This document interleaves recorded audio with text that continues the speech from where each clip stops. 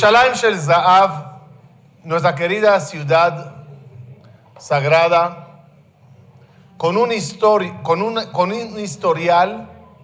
que sin temor a equivocarme les puedo decir, la ciudad en el planeta Tierra con más historia, más mensajes, y la única que puedes hablar sobre ella horas y días y no terminas.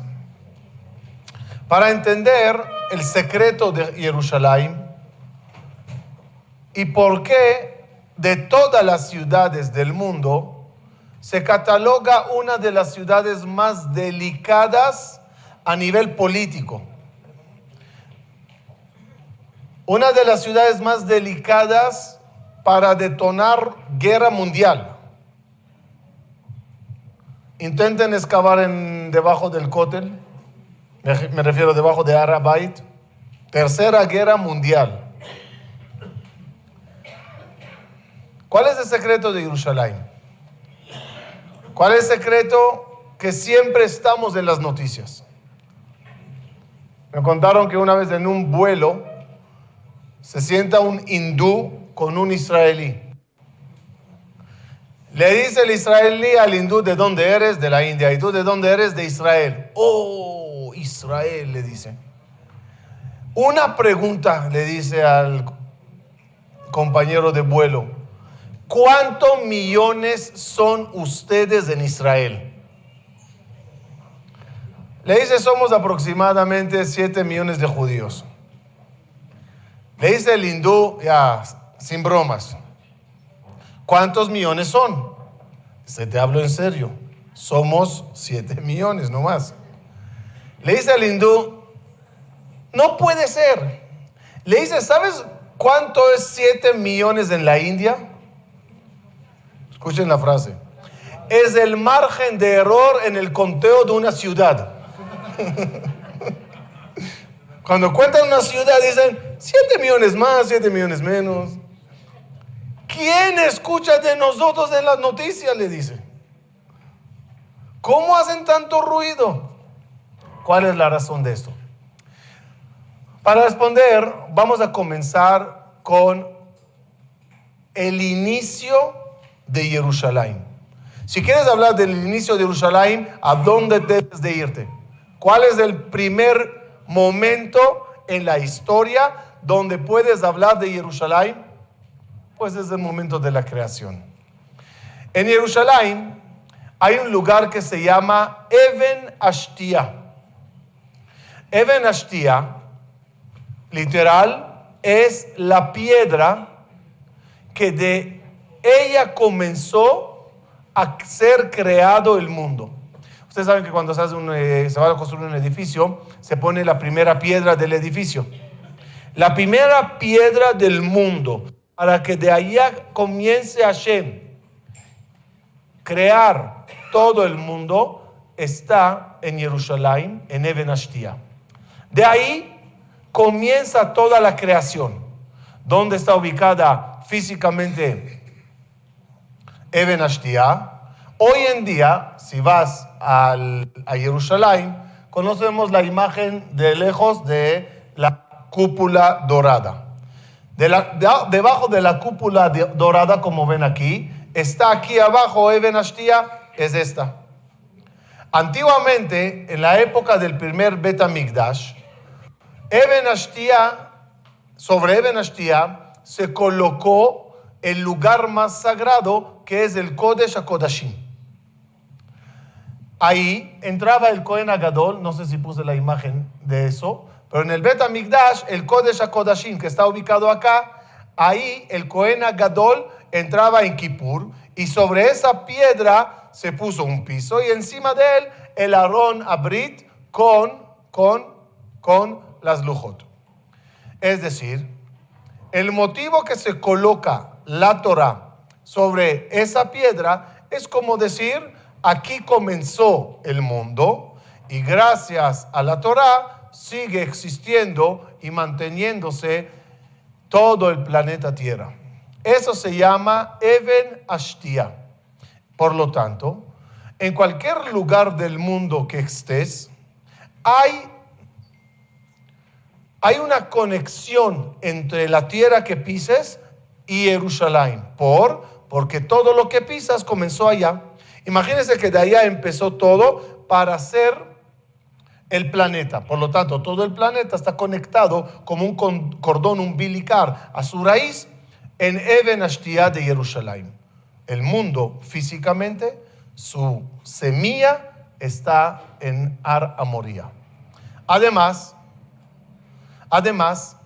está la creación del hombre. ¿Qué tiene que ver la creación del hombre con Jerusalén?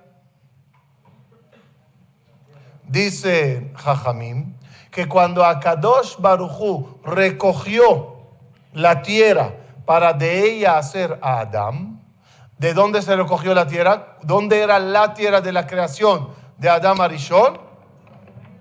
Prácticamente era del Ar Amoría.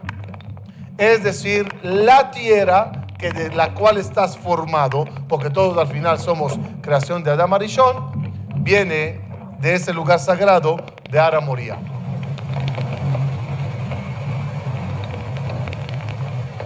Eso causa que cualquier humano en su ADN corporal hay una conexión al Bet HaMikdash y a ese lugar. No es raro, o sea, solo así puedes entender cómo todas las religiones tienen su base, su oficina, por llamarlo así, en Jerusalén.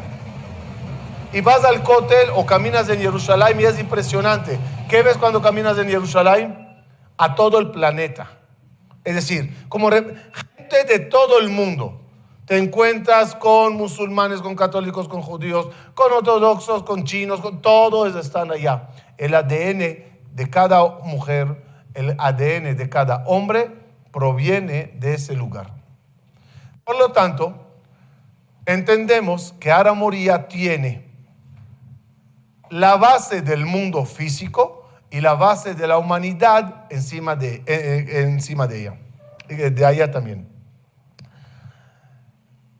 Mátenme, no sé qué quiero decir en esta foto, ya me olvidé. Next. Vamos a ver. Sí, me acordé. Ok, Adán Arishon estaba en Gan Eden. Cuando es expulsado de Gan Eden, ¿a dónde se manda Adán Arishon? Dios le dijo, vete, salte. Ok, ¿a dónde fue? Dice el versículo, regrésate al lugar del cual fuiste recogido. Por lo tanto, si el dato anterior fue que la tierra que fue recogida para hacer Adán era de Jerusalén, de Ar Amoría. Ar Amoría significa la colina, de donde al final se hizo el Bet HaMikdash, se llama Ar Amoría. Regrésate a ese lugar del cual te he recogido. Por lo tanto, ¿dónde se va Adán Arishon?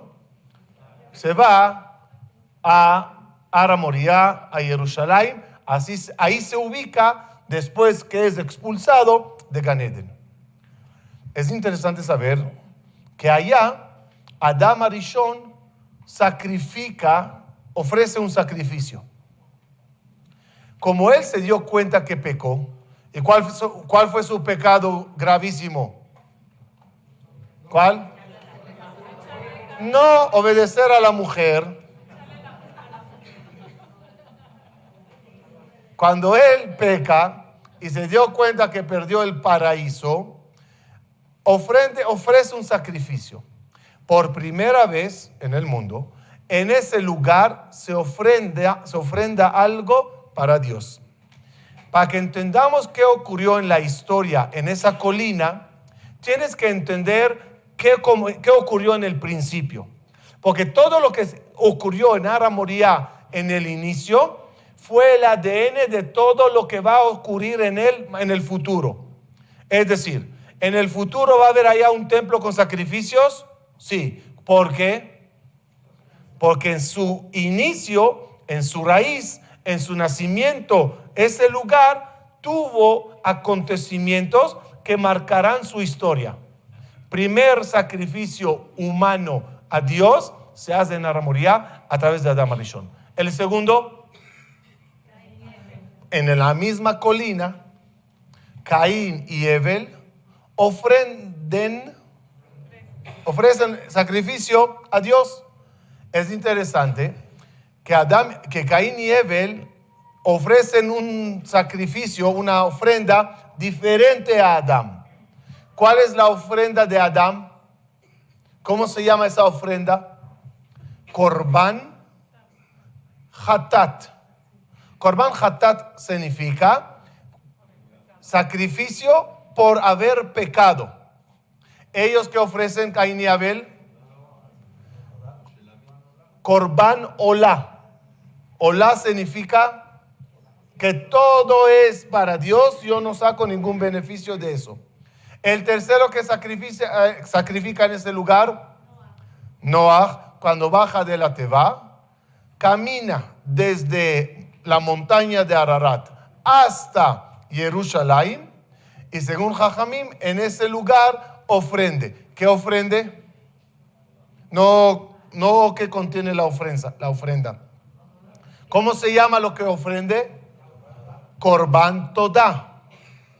Agradecimiento por ser salvado. ¿Cuántos tipos de sacrificios tenemos? Hatat, Olá y Todá, que son los tres sacrificios principales que se van a realizar en el templo en el futuro. Habrán personas que traerán ofrendas por haber pecado. Habrán otros que traerán ofrendas de Olá por las fiestas y por agradecimiento a Dios. Y hay gente que vengan solamente a decir con su ofrenda, Todá, gracias a Dios. ¿Qué otra cosa ocurre en esa colina? Antes de Akedat Yitzhak. No, Jacob es después de Yitzhak. ¿Abraham sacrificó allá? Vamos a ver. Cuenta la Torá que Abraham Avinu, cuando regresó de la guerra contra los 4 reyes, salió Malquisedec, el rey de Shalem, a darle a Abraham pan y vino. Dice el Nachmanides, Malquisedec era el rey de Jerusalén. ¿Quién es Malquisedec? Shem, el hijo de Noah. Es el rey de Jerusalén. Es interesante ese dato, porque cuando bajan del arca, los 3 hermanos, Shem, Ham y Yafet, tienen todo el planeta para escoger como un lugar ideal para establecerse en él. Shem, que es el hijo más importante de Noah y el más bendecido por él, escoge el mejor lugar. Y como su capital y su reinado, justamente agarra la ciudad conocida en ese momento Tzedek, más adelante Yevús, más adelante Jerusalén, como su ciudad más importante. Shem, el hijo de Noah, dice, si agarro en Google Maps el lugar más increíble en el planeta Tierra, Jerusalén. Cuando regresa Abraham de la guerra, sale Malquisedec, el rey de Tzedek, el rey de Shalem, a Abraham y le da pan y le da vino. Dice el Nachmanides, por el pan que le dio, se estableció que en el templo habrá el Lechem Apanim, los 12 panes. Y por el vino que le dio, se estableció el Nisuch Hayain que se hacía en el Bet HaMikdash. Es decir, todo lo que vas a ver en el futuro como órdenes de Bet HaMikdash no son así inventos por inventos. Todo tiene que ver con la raíz de lo que ocurrió en el pasado en esa colina. De su parte, Abraham, ¿qué le da a Malquisedec? Vaítenlo Maaser Mikol. Malquisedec es denominado Cohen, como el pasú. Veu Cohen Leel Elión. Malquisedec es Cohen. Cohen no quiere decir de la familia de los Cohanim judíos. Cohen es sacerdote. ¿Qué hizo Abraham con el sacerdote Malquisedec? le dio a Abraham Maaser. Maaser, ya saben, es el diezmo de las cosas que uno tiene. Por darle a Abraham a Melquisedec Maaser, se estableció en el futuro que en el Bet HaMikdash la gente vendrán y darán a los Kohanim los diezmos, los 24 regalos que se daba al Cohen cuando uno trasquilaba un borrego, la primera trasquilada era regalada al Cohen, así cosas de ese tipo. ¿De dónde nació el concepto regalos al Cohen en el Bet HaMikdash? De lo que hizo Abraham y Melquisedec en esa colina muchísimos años atrás. Paréntesis nada más, para que sepan. El maaser que debemos de dar es nuestra bendición y suerte. Hagan cálculos nada más para que aprendan algo bonito. ¿Cómo dice la Torah? Da el diezmo. ¿Cómo se dice en una sola palabra? No, una sola palabra. Da el diezmo. Teaser. Teaser. ¿Qué es teaser? Da el diezmo. Los que saben un poco hebreo y letras, escriban Teaser. Taf, Ain, Shin, Sin, Resh. Ahora vamos a hacer un ejercicio increíble en matemática. Vamos a sacar a la palabra Teaser el Maaser. Si vamos a sacar el diezmo a la palabra diezma. Vamos a ver. Taf son 400. El diezmo 40. ¿Qué letra es? Mem. Ain, 70. Su diezmo, 7. Su letra, Zain. Ya tenemos Mem, ya tenemos Zain. La tercera, Sin, 300. Maaser, 30. Letra, Lamed. Resh, 200. Maaser, 20. Letra, Jaf. Mazalja. Tu suerte siempre depende de lo que das. Eso lo enseñó Abraham Avinu en esa colina. ¿Qué más ocurrió allá? Pues la Akedat de Yitzhak. Akedat Yitzhak ocurre en esa colina. ¿Y qué aprendimos de Akedat Yitzhak para el futuro en ese lugar? Shofar no es nada más allá. También, tiene razón. Hay shofar, mucho. Pero el concepto, otra vez, ¿de qué estamos hablando ahorita? De semillas. En ese entonces se está plantando semillas a todo lo que va a ocurrir en el futuro en esa colina. Akedat Yitzhak, ¿qué semilla puso? Corbán ya tenemos. Y además, Corbán no tanto porque no hay sacrificio humano. ¿Qué concepto estableció Akedat Yitzhak en Aramoría? Kapara. Explico. ¿Qué significa kapara? Kapara es en vez de. Eso es kapara. Esto fue en vez de. Pregunta. ¿Hay reencarnación, según el judaísmo? ¿Hay reencarnación de humano a no humano? ¿De un humano a algo inerte? Inerte, vegetal, animal. ¿Existe eso o no? Ustedes están seguros que sí, muchos cabalistas dicen que sí. Discusión muy grande en el siglo XIV y XV entre los cabalistas de esa generación si hay reencarnación en no humano. Discusión, como no somos cabalistas, que sigan discutiendo, no sabemos la respuesta. Pero les voy a decir una opinión personal. Sí existe reencarnación en no humano, pero no después de muerto, en vida. Explico, tranquilo. Una persona tiene, lo llamaremos un hoyo negro, una mancha negra en su persona. Barminan ameritaría castigo, que se rompa la mano. ¿Qué hace Dios? Esa parte negativa reencarna en una pertenencia tuya. Un vaso, una llanta, lavadora. Y entonces, cuando se daña eso, se dañó tu parte negativa. A eso llamamos, ahora nada más entendemos de forma más profunda, capará. ¿Qué es capará? Parece una palabra de consuelo. Capará, di capará, es muy bueno para la tensión, es muy bueno para la depresión. Se dice capará y como que se te pasa. ¿Qué es capará? Fue una transfunción, no sé qué palabra usar, se transfirió de un lugar a otro para que lo pase y no tú. Nada más paréntesis, para que eso funcione, el vaso o la llanta tiene que ser tuyo. Porque de la misma forma que uno dice mi mano, uno dice mi vaso, mi llanta. ¿Por qué pasó el diluvio?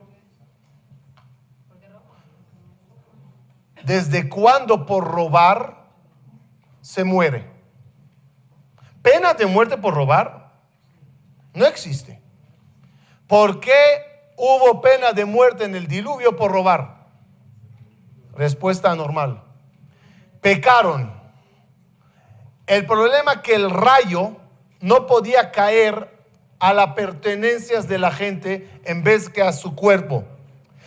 Dios no pudo hacer capará a esa gente, porque lo que tenía era robado. Entonces, si lo que yo tengo todo es robado, entonces no es mi pertenencia. Al no ser mi pertenencia, no puede ser capará por mí. ¿Entendimos? Por lo tanto, en Akedat Yitzhak, ¿qué ocurrió? Dios dijo, Yitzhak tiene que ser sacrificado. El Zohar explica, la neshama de Yitzhak era muy problemática, Geburá, nadie se podía casar con él, había que hacerle, todo lo que había que hacer a Yitzhak, al final, ¿cómo se arregló?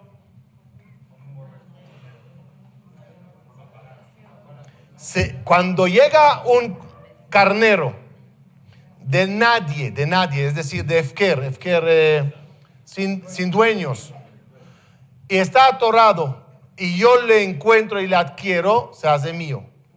¿Qué pasó a toda la neshama que necesitaba reparación de Yitzhak? Se transfirió al carnero. De tal forma que lo que hicieron al carnero se considera que se lo hicieron al mismo Yitzhak. ¿Cómo se llama eso en una sola palabra? Capara. En esa colina entonces se estableció el concepto capará para que puedan venir pecadores, traer un cordero, traer una vaca, traer una paloma, traer lo que sea, hacerle semijá, ponían las manos sobre la cabeza del animal. ¿Por qué? ¿Y quién dijo que con semijá se pasa?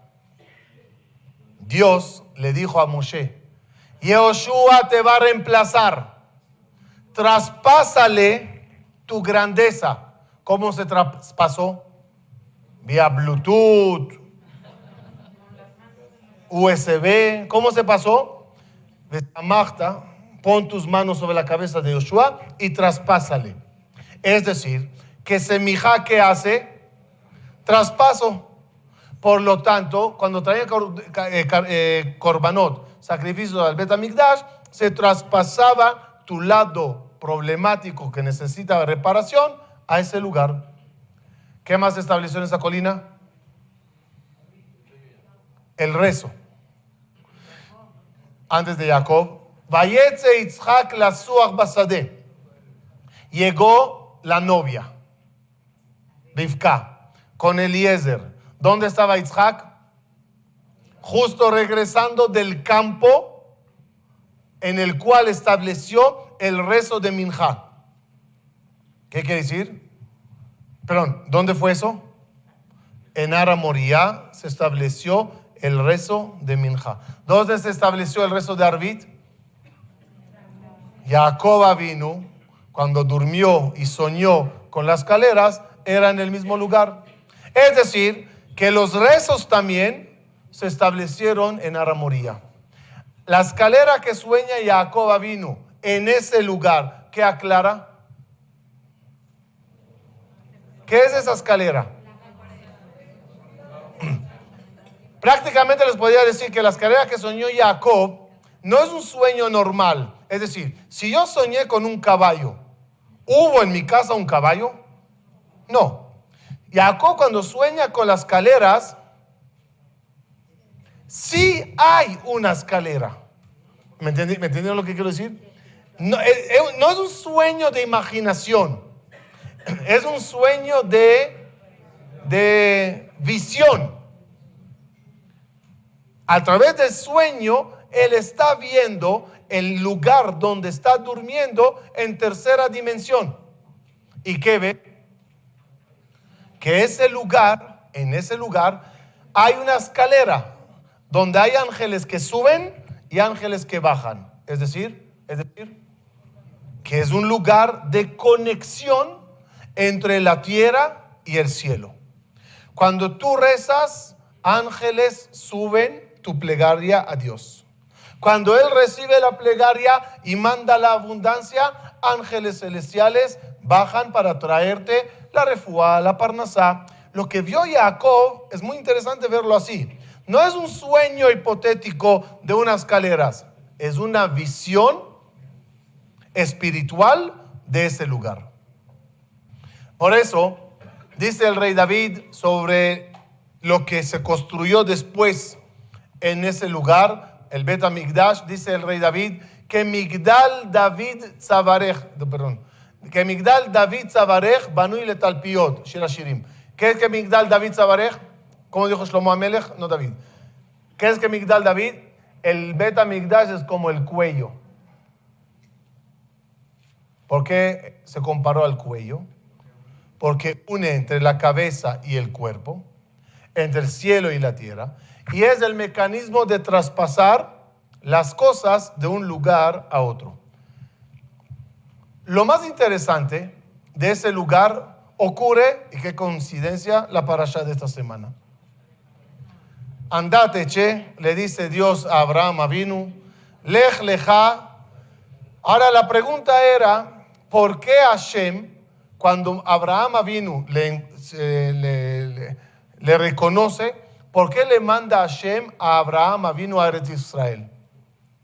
¿Y por qué a Aramoría?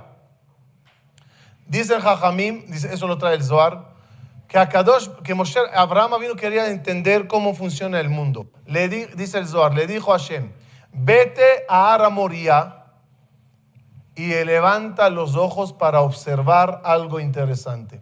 Dice el Zohar, si tuviéramos lentes espirituales, ¿qué hubiéramos visto en Aramoría?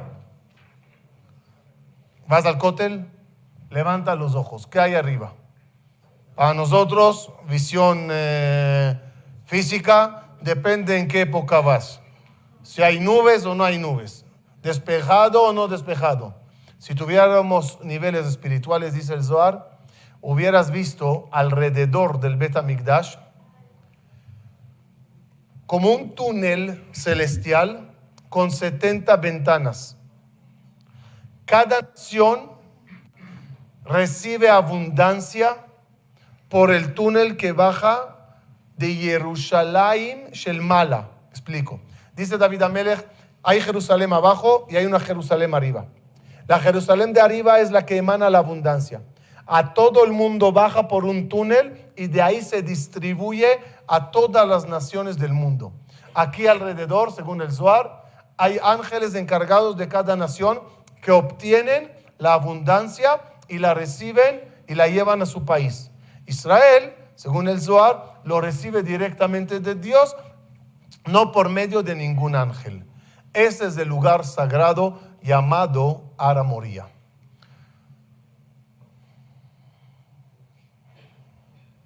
Es decir, es un lugar donde las plegarias humanas suben al cielo y la abundancia divina baja a la tierra.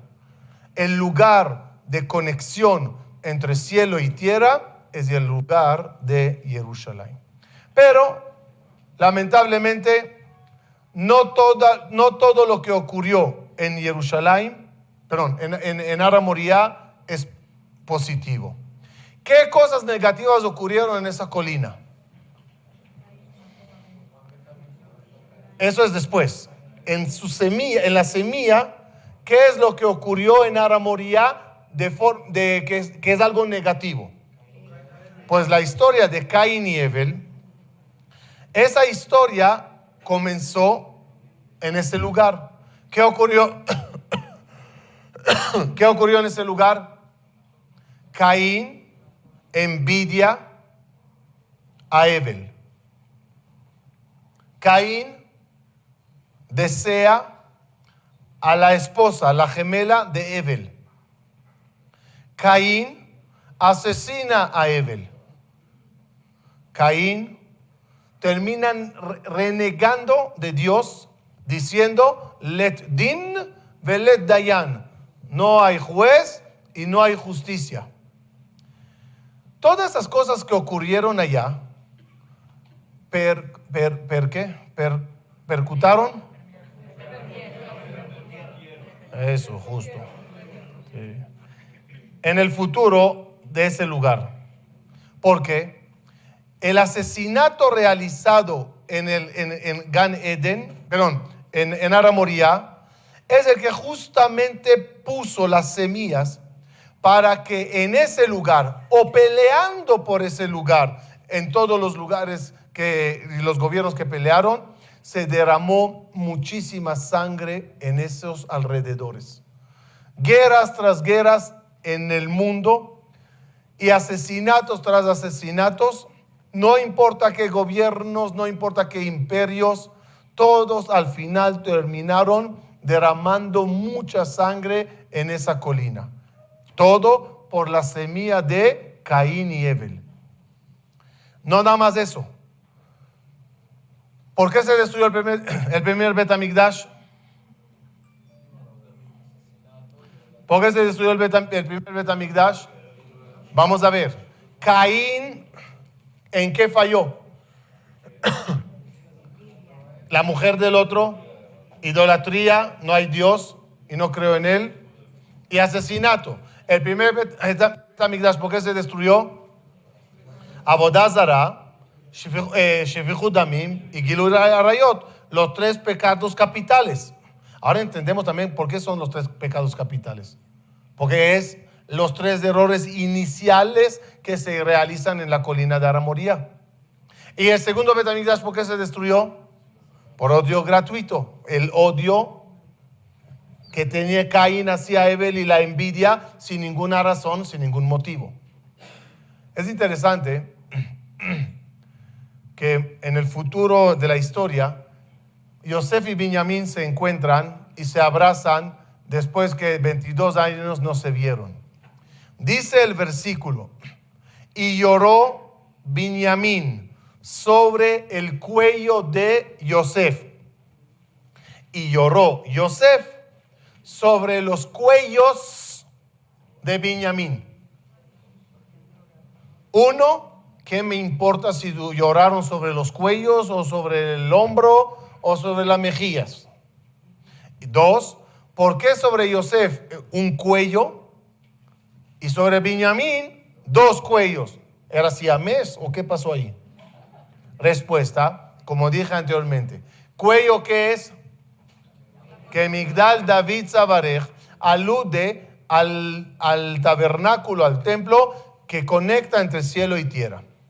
El Mishkan, antes de construir el Bet Hamikdash en este lugar, el Mishkan estaba ubicado en Shiloh, territorio de Yosef. Y el Bet Hamikdash, los dos, el primero y el segundo, estaba construido en el territorio de Benjamín. Por lo tanto, ¿sobre qué lloraron? Benjamín lloró sobre el cuello de Yosef, sobre el Mishkan, construido en el territorio de Yosef, y Yosef lloró sobre los cuellos, los dos templos de Benjamín. ¿Por qué es importante saber eso? Porque el mismo odio gratuito que inició con Caín y Abel, siguió con los hermanos de Yosef y Yosef. y terminó con nosotros y hasta la fecha el odio gratuito, destruyendo familias, destruyendo comunidades, destruyendo socios y todo por Sinat Hinam. Todo lo que dije hasta ahora lo llamo el ADN de la colina de Ara Moría. ¿Por qué es importante conocer ese ADN? Porque cuando viene Dios y te dice, quiero que hagas un tabernáculo para que more Beshahanti Betoham. ¿Qué quiere decir Beshahanti Betoham? Dice Dios, quiero morar en ti. Con todo lo que vamos a hablar, quiero que cada uno lo lleve a nivel personal. Eben Ashtia eres tú. Adam eres tú. La colina está en ti porque tú vienes de ella. Y todo lo que ocurrió es tu historia. Y hay personas que destruyeron su propio templo. Mientras lamentamos que no tenemos Bet Mikdash, dicen nuestros sabios, ¿sabes qué tienes que llorar? No sobre aquel edificio que se destruyó. Más vale que llores sobre tu persona si no está bien construida. Porque Dios no quiere morar entre paredes, Dios más quiere morar en cada uno de nosotros. La historia de Jerusalén que vamos a empezar hoy, su ciclo, no es nada más hablar de lo que ocurrió allá, es también hablar de lo que te ocurre a ti, a nivel familiar, pareja, negocio, persona. Porque hay personas que no tienen un Bet Mikdash y hay personas que su Bet Mikdash está muy bien construido. Obviamente que cuando Dios dice Beshahanti Betoham, se refiere a morar en nosotros, y quiero que cada uno ahorita, un poco de imaginación, me diga si tomaríamos una foto aérea al tabernáculo, al Bet Mikdash, ¿qué forma tiene? Una cara. Abajo, al principio, el altar donde se sacrificaba la comida, la carne, y al lado el kior. Kior es el lavamanos, bigote, cortina y 3 utensilios. El misbaj haketoret, donde se olía el olor del incenso, la mesa de los panes y la mesa y el candelabro, que se abría la cortina y se quemara para que la gente lo vean, era de visión. Bigote, ceja, y Kodesh HaKodashim, el Santo Santorum, que es el cerebro, con los 2 querubines, no me refiero al peinado, sino a los 2 hemisferios del cerebro que aluden a los querubines de la persona. Es decir, ¿qué somos todos nosotros? Es decir, cuando Dios dice quiero morar en ti, literalmente tú eres mi Bet Mikdash pequeño. Vamos a avanzar entonces. Ya tenemos el ADN listo en Ara Moría y llega el momento, el pueblo de Israel sale de Egipto, no vamos a hablar de eso, entra a Israel, vamos a hablar un poquito de eso, pero lo que yo quiero nada más subrayar en todo lo que vamos a ver es la historia de Jerusalén. ¿En qué momento por primera vez encontramos una relación entre los que entran a Israel y Jerusalén? ¿Alguien sabe? El primer encuentro de los judíos con la ciudad de Jerusalén no la hallamos, interesantemente, en los versículos, porque en los versículos, hasta que no llega el rey David, se habla de todo Israel de forma general. Pero la arqueología, y aquí sí quiero decir 2 palabritas sobre la arqueología, nos ayuda muchísimo a descubrir y completar la película. ¿A qué me refiero? Todos los hallazgos arqueológicos yo los llamo bastón. ¿Bastón? Bastón. ¿Por qué se llaman bastón? Porque el sano no lo necesita. Al inválido no le sirve. Pero el que cojea un poquito le apoya y le ayuda. Hay personas que tienen la fe tan segura que le dices hallazgo, no hallazgo, le da igual. ¿Qué necesito yo de hallazgos? Yo conozco las cosas. Pero hay personas, ¿saben? Y hay otras personas, digamos, inválidas en este punto, que ni con hallazgos te van a creer. Pero mucha de la gente creen en las cosas y los hallazgos les ayuda. Vamos a ver unos hallazgos interesantes sobre la época pre-David, entre entrar a Israel hasta que llega el rey David, desde que entramos con Yoshua hasta el rey David, que hay ahí como 380 años aprox, se encontraron tres cosas interesantes sobre Jerusalén. Como ya saben la historia, entramos cruzando el río de Jordán, se destruyó la ciudad de Jericó y ahí empezaron muchas batallas y guerras para conquistar todo Israel. Un dato que yo no sabía, y la arqueología ayuda mucho para descubrirlo, ¿qué ocurrió mientras estábamos en el desierto 40 años? ¿Qué ocurrió en Canaán? No lo podemos saber, porque cuando la Torah habla de nosotros 40 años, habla de nosotros. No nos contó qué está pasando en China, en Australia o en Canaán. La arqueología demuestra algo muy interesante. Cuando nosotros llegamos a Jerusalén, ¿dónde está el video? ¿Tú qué es este? Sí. Cuando nosotros estábamos ambulando en el desierto, Egipto conquistó Canaán. Conquistó, me refiero, dominó Egipto a Canaán. Los hallazgos demuestran que los egipcios hicieron guerras, iban desde Egipto, pasaban por Ashkelon, que es una ciudad que está al sur de Israel, Gezer, y la ciudad más difícil para ellos conquistar era Jafo. Es muy importante saber que mientras estábamos en el desierto, los egipcios dominaron todo Canaán.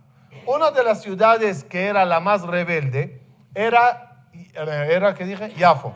Pero ahí también los egipcios lograron conquistarla con unos trucos que hicieron allá, donde al intentar conquistarla y no lo lograron, se rindieron y vinieron a los canaanitas ofreciéndoles mucho vino.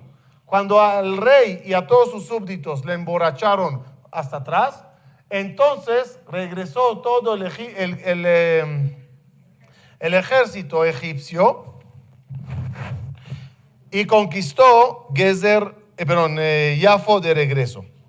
Ese dato es importante saber por una razón. En ese entonces, los egipcios enseñaron a los canaanitas que hay brujería. Egipto, ya sabemos, era la cuna de la brujería, los Hartumim. Y ellos, para dominar a un rey, o un malvado, o un enemigo o competencia, hacían una forma de estatua con su figura. Algo moderno hasta hoy en día creo que es el muñequito con las agujas. ¿Sí? No sé si tiene nombre eso, pero... Ok. Hacían una figura y la tiraban al piso para romperla. El romper la figura del personaje con el escrito de su nombre y descripción rompía la suerte de esa persona. Los canaanitas hicieron la estatua del rey de Jerusalén, Jerusalén futura, todavía no se llama Jerusalén, se llama Jebús. Los egipcios le enseñaron a los canaanitas a hacerlo, y ellos en las peleas hicieron la figura del rey de Jebús, que se llamaba el rey de Shalem. Así le llamamos en el versículo, ¿se acuerdan? Malkitzedek Melech Shalem. Así que el invento judío, entre comillas, que hay un rey de una ciudad que se llama Shalem, no es un invento. Se encontró una estatua con un tratado de brujería, no importa, pero el tema es, hay un rey de una ciudad llamada Shalem. Además, estas se llaman las cartas, las piedras de carta de la El Amrana. Estos fueron descubiertos en 350, donde en ellos mandan desde Israel, de los Canaán, al rey de Jerusalén, a Bet-Jafa, al rey de Egipto. El rey de Jerusalén le está diciendo que ya no aguanta las amenazas continuas que ocurren contra su ciudad. Y como Egipto es la encargada de Canaán, ya que lo conquistó, está mandando el rey de Shalem petición a Egipto: vengan a ayudarme contra los invasores que acaban de entrar a conquistar mi país, mi ciudad. Habla de nosotros. Es muy curioso saber que si Egipto tanto quiso dominar Israel y tanto conquistó ciudades, ¿por qué cuando nosotros a los 40 años entramos y los habitantes piden ayuda a Egipto, por qué no vinieron? No se entiende. O sea, por lógica, no se entiende. Si ves que tanto querían conquistar Israel, te están pidiendo ayuda, pues ven. ¿La respuesta cuál es? Otra vez esos judíos. Ya jalas, ya se me quebró la cabeza de tanto rascar el piojo. Otras plagas. Ese es el único motivo para entender por qué ante las cartas de Canaán no acudió Egipto a ayudar. Y así, varios hallazgos, les enseño las cartas donde aparece la palabra Jerusalén. Hasta Bibi Netanyahu se emocionó y sacó una foto famosa con un papyrus que no dice nada importante, habla nada más de un envío de la época de Egipto, cuando nosotros estamos en el desierto, a Jerusalén.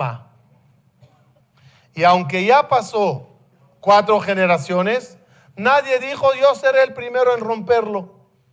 Mi papá Abraham hizo pacto con esta gente, no seré yo el malo. Hasta que llegó David Amelech, conquistó Israel, tomó el poder y decide ser el rey y buscar la capital del querido rey David. ¿Dónde sería?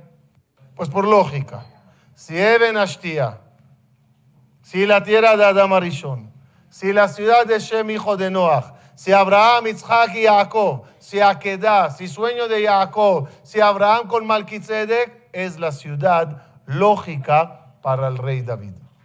Conquistar Jebús fue de lo más difícil de conquistar en todo Israel. Ya entenderemos por qué, pero quiero ya decirles a todos algo importante. La ciudad de Jebús, sus ruinas existen hasta hoy en Eretz Israel, muy pocas. Sobre esas ruinas construyó el rey David su ciudad y también esa existe hoy. Como dije en Tisha B'Av, lo repito hoy, es muy emocionante para todos nosotros saber que el inicio judío de Jerusalén, que es con el rey David, el inicio de palacio real, gobierno judío, las semillas de la construcción del Bet HaMikdash se hallan en la ciudad de David. Y esa, como vamos a ver, somos los afortunados en esta generación de descubrirlo, de verlo y de tocarlo. Dije y repito, ¿por qué ahorita Dios nos descubre toda la semilla de Jerusalén? Si hablaríamos con Dios y le diríamos queremos Bet HaMikdash, ¿a qué te refieres? Ya Dios, mamila, déjala donde está. Waldorf también.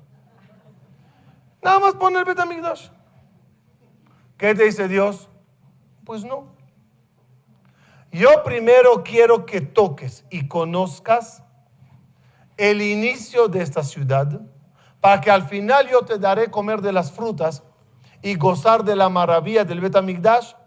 Pero primero quiero que pises y toques el lugar donde el primer constructor, David Amelech, puso los cimientos en eso. En Hanukkah, nada más para que sepan, se va a abrir medio del camino donde subía el pueblo judío hace 2000 años al Bet HaMikdash. Y pisar esas mismas piedras originales después de 2000 años bajo tierra, dejen el punto arqueológico y la emoción arqueológica, déjenlo eso de lado. El mensaje. ¿Cuál es el mensaje? ¿Qué quiere Dios? Quiere que yo toque semilla, origen, antes de culminar. Porque entre nos, si hace el Bet HaMikdash, ¿alguien va a ir a ver cuál era el camino? Cuando te hacen lo grande, ya lo antiguo ya pasó. No, dice Dios, tú vas a apreciar cada paso en esta ciudad y cada historia y cada ladrillo. Por lo tanto, David Amelech comienza toda una batalla para conquistar la ciudad de Yebús. En este lugar se realiza la famosa batalla entre David y Goliat. Una batalla, ¿se acuerdan que estamos hablando de semillas y después lo que ocurre? La semilla de David y Goliat fue para nosotros un mensaje de por vida. Aunque seamos pocos y chicos, podemos ganar a grandes y potentes. Sin esa sin ese mensaje de David contra Goliat, que hasta hoy en día cualquier locutor de fútbol, cuando hay un equipo chafo contra los mejores, ¿qué te dice? David contra Goliat. Sí, es un concepto, pero este concepto es de nosotros y de casa. Yo creo que me digan ustedes, si era posible conquistar de vuelta el Kotel en el año 67, si no tuviéramos el concepto David contra Goliat. ¿Saben qué decían los musulmanes en el mundo? Su frase asquerosa era: si vamos todos los musulmanes del mundo a escupir en Israel, se hunden los judíos. O sea, se ahogan. De tantos que somos y que tan pocos que son ellos, ¿para qué tirar piedras y flechas y armas? ¿Cómo salimos de esa guerra? Y a todas. Siempre sabiendo, David ganó a Goliat. Y si David ganó a Goliat y me construyó esta ciudad sagrada, yo como pequeño David ganaré a cualquier Goliat del mundo. Otra cosa importante que establece David Amelech en esa colina es el libro del Teilim. ¿Dónde fue escrito el libro del Teilim? Claro, David Amelech tiene muchas etapas donde él escribe y donde él ambula, pero las mayorías de los salmos fueron escritos en esa colina. En la colina donde vas hoy en día con tu librito de Teilim y ante el Kotel lo abres y lo lees. Además de leer Teilim en el Kotel, es leerlos en el lugar que se originaron. ¿Saben cómo se llama eso? Se llama Roshem. Aprendamos un concepto para empezar a cerrar la idea. Roshem significa huella, sí, creo que es la palabra. ¿Qué es huella? Si yo me senté en esta silla y estudié 10 horas, o recé fuertemente y me fui, ¿dónde estoy yo? Ya en mi casa. Pero en ese metro cuadrado donde se realizó un fuerte rezo, quedó Roshem. El Roshem que queda en un lugar tiene una fuerza para aquel que venga después y se siente en ese lugar. Él respirará el Roshem que se dejó por el anterior que estaba. ¿Entendimos o no? Ok, obviamente que cualquier persona como yo no dejaría un gran Roshem. Pero una persona como el rey David, que se sienta a escribir sus salmos en ese lugar, donde realiza Abraham Avinu, Isaac y Jacob sacrificios, donde Adam Arishon levanta su primera plegaria al Creador, y todo lo que ocurrió en esa colina, ¿qué dejó? Roshem. Tú vas, a lo mejor no ves nada, pero hay un aire muy puro de Roshem. ¿Qué me faltó decir entonces? que hay también Roshem negativo. Un lugar que hubo un asesinato, hay Roshem de maldad. En un lugar donde pasó, sentó, vivió malvado, hay Roshem. Cuando fuimos a la marcha, cuando fuimos a Polonia para recorrer todos los campos, les dije a toda la gente que estaban conmigo, hay aquí Roshem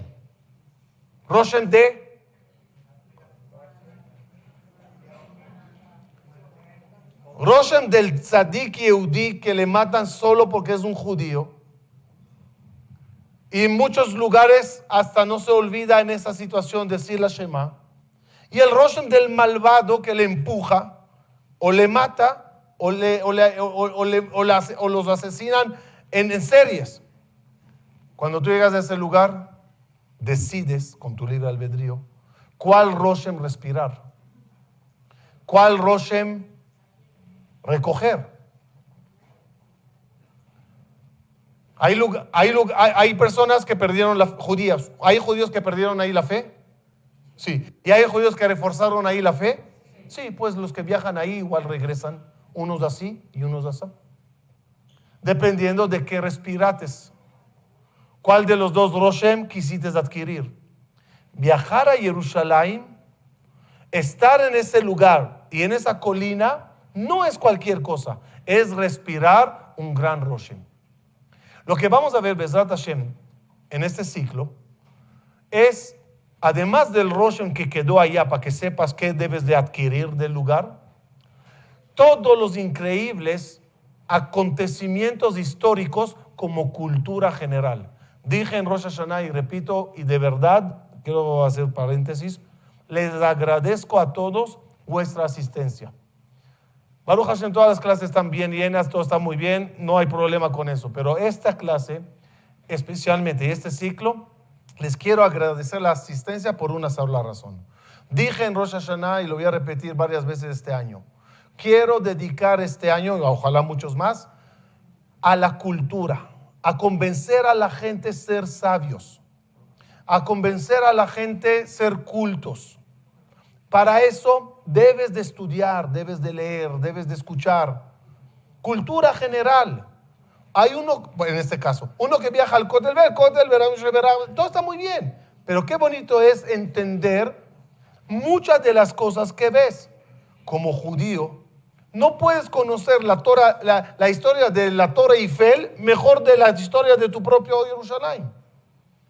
Como judío, tu inicio es tu base para saber quién eres y hacia dónde vas. Porque no podemos hablar del tercer Bet HaMikdash y qué nos espera en el futuro cercano sin antes analizar a fondo y ser cultos sabiendo todas las demás cosas. Les pido a todos, si quieren seguir esta idea, hasta la semana que entra les voy a dar como tareas. Lean mucho sobre un solo detalle, sobre la conquista de Yebús. ¿Cómo fue? Conquistar Yebús, como vamos a ver la semana que entra, era una obra de arte. ¿Cómo se conquistó Yebús? 2, David Amelech no logra construir el Bet HaMikdash. No le dejan construir el Bet HaMikdash. Y él pasa la batuta a su hijo Shelomo que la construye. Toda esa parte, arqueológicamente, espiritualmente, hay que estudiarla a fondo para 1, ser culto, 2, entender el gran Roshem que hay en ese lugar. Bezrat Hashem, intentaré, a pesar de todo lo que lean, ojalá podré yo siempre agregarles más y más notas. También a mí me gusta leer, también me gusta investigar cosas. Y les voy a contar más un secreto pequeño y con eso termino. Hallazgo de esta semana pasada. Entre todos los artefactos que se encontraron, simplemente todavía no me dio tiempo de meterlo en la presentación, se encontró la semana pasada una piedra en una excavación en Jerusalén, donde es la única vez que dice la palabra Yerushalayim con Yud. Aprendan ese punto y chequenlo en la Torah. En todo el Naví, cuando dice la ciudad de Jerusalén, sin Yud. Yerushalayim. No hay Yud, Mem. Jerusalén. ¿Por qué no tiene la Yud? ¿Y qué significa para mí el hecho que acaban de encontrar Jerusalén con Yud? ¿Y por qué ahorita? Después de las fiestas. Creo yo humildemente. ¿Qué dijimos en Rosh Hashanah? En Shana Rabbah. Ani Va'u Oshiana. Ani Va'u Oshiana. ¿Qué es Ani Va'u? ¿Alguien me puede explicar qué es yo y él? Oshiana. Español, hebreo. Ani, yo. Va'u, sálvanos. Oshiana. ¿Alguien puede explicar literal? Dios salva, o sea, a mí y a él sálvanos. ¿Quién es él? Hay muchas explicaciones, les voy a dar la que me enamoré de ella y se me hace increíble. Dice el Jajamim, hay en los versículos varias cosas sumamente importantes que le falta una letra. El trono celestial divino le falta la Aleph. Como dice el Pasuk, Kiyad al Kes ya. Kes en vez de Kise. ¿Qué falta? Aleph. Kiyad al Kes ya. El nombre de Dios, en vez de Yud, ¿qué, Vav, qué? Nada más dice Yud, ¿qué? ¿Qué falta? Vav y Ei. Ashrei Yoshve Beteja, ¿conocen? Está en orden alfabético. Cuando llega a la Nun, desapareció la Nun. Dice la Gemara, porque habla de nosotros. Nafelá Lotosifkum Betulat Israel. Habla de la caída de nosotros. Nafelá. No hay Nun. Jerusalén, la falta la Yud. Vamos a ver. Ani, Va'u, son todas las letras que faltan a las cosas más importantes. La Aleph de Kisé. La Nun de Ashrei Yoshve Beteja. La Yud de Jerusalén. Va'u, la Vav y la Hei y la Vav del nombre de Dios. Cuando dices Ani Va'u Oshiana, ¿qué le dices a Dios? Por favor, Dios, completa lo que falta. Se me hace demasiada coincidencia que después de gritar tanto Ani Va'u, se encontró el único artefacto con el nombre Jerusalén con Yud. Quizás con cuidado, no soy nadie para decirlo. Quizás Dios nos dice, pues ¿qué crees? Ahí va. Ahí te estoy completando las letras. Bezrat Hashem. A ver quién me manda la foto de Jerusalén con Yud que se encontró la semana pasada. Muchas gracias a todos.